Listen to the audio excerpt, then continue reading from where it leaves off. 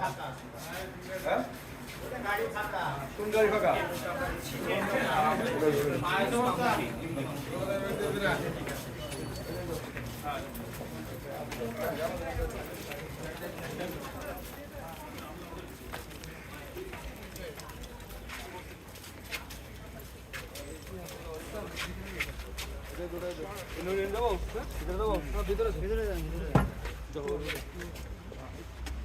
আমার এই গাড়ির চিত্রটা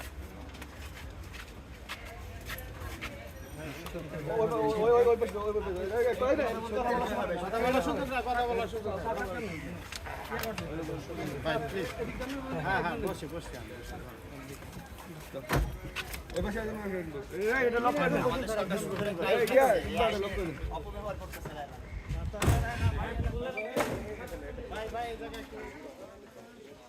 বাদী ছিল লায়লা ফরহাদ ওরফে ব্লু ফেয়ারি লায়লা নামে পরিচিত। যে ওই মামলাতে আমরা প্রিন্স মামুন বা আবদুল্লাহ আল মামুন নামে যে টিকটকার বা সোশ্যাল মিডিয়ায় পরিচিত, তাকে আমরা অ্যারেস্ট করেছি গতকাল।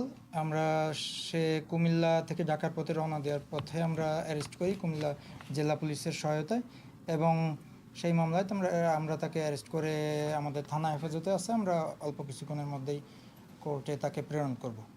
এই মামলাটি 9 তারিখে থানায় রুজু হয়েছে, ধর্ষণ মামলা, প্রলোভন দেখিয়ে ধর্ষণের একটি মামলা। সেই মামলায় আমরা পরবর্তীতে গ্রেপ্তার করেছি। আগের মামলার বিষয় এখানে নাই। 9 তারিখে রুজু হয়েছে থানাতে। আচ্ছা, ধন্যবাদ।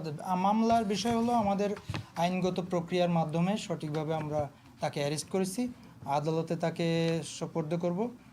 আদালত এরপরে পরবর্তী সিদ্ধান্ত নেবে। আমরা তাকে জিজ্ঞাসাবাদের জন্য রিমান্ডের প্রেয়ার দিব। পরবর্তী সিদ্ধান্ত আদালতই নেবে, এবং আমরা তদন্তের মাধ্যমে আমরা আমাদের রিপোর্ট দিয়ে দিব তদন্তের পরে। না, বিবাহ ওর জন্যই তো মামলাটা, সেজন্যই তো হয়েছে। বিবাহ বন্ধনে আবদ্ধ হয়নি, তারপরে তারা একসাথে বসবাস করেছে। এই ধরনের আমরা প্রাথমিকভাবে এই ধরনের বিয়ের প্রলোভন ছিল। হ্যাঁ, বিয়ের প্রলোভন ছিল। বিয়ের প্রলোভন ছিল। বিয়ের প্রলোভনের দেখাইয়া কি ধর্ষণের বিষয়টা এখানে আসছে পরবর্তীতে, যার কারণে এটা নারী শিশু আইনের 9-1 ধারায় মামলা হয়েছে। কোশ্চেনটা আমি বুঝতে পেরেছি। আমরা এই জন্যই তো তদন্ত করব। তদন্ত করে পরে আমরা পুরো ঘটনা বুঝতে পারবো। যেভাবে আসবে ওইভাবেই আমরা রিপোর্ট প্রদান করব, সমস্যা নাই। যদি মামুন নির্দোষ হয়, মামুন ছাড়া পাবে আদালতের মাধ্যমে, কোনো সমস্যা নাই। আর যে দোষী হবে তার বিরুদ্ধেই আমরা রিপোর্ট দেব।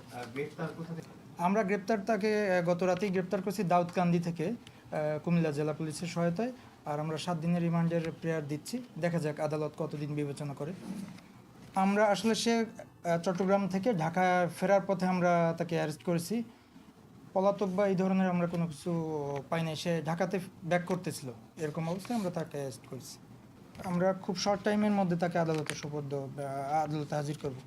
না, জানার বিষয়টা তো আমাদের তদন্ত সংশ্লিষ্ট বেশ কিছু বিষয় আমরা তাকে জিজ্ঞাসাবাদ করব। বিশেষ করে কখন থেকে কিভাবে তার সাথে রিলেশন বা কি, সে প্রলোভন আসলে দেখিয়েছে কিনা, বা তাদের নিজেদের সম্মতিতেই একসাথে ছিল কিনা, এইসব বিষয়গুলো আমরা জাস্টিফাই করে আমরা রিপোর্ট প্রদান করব।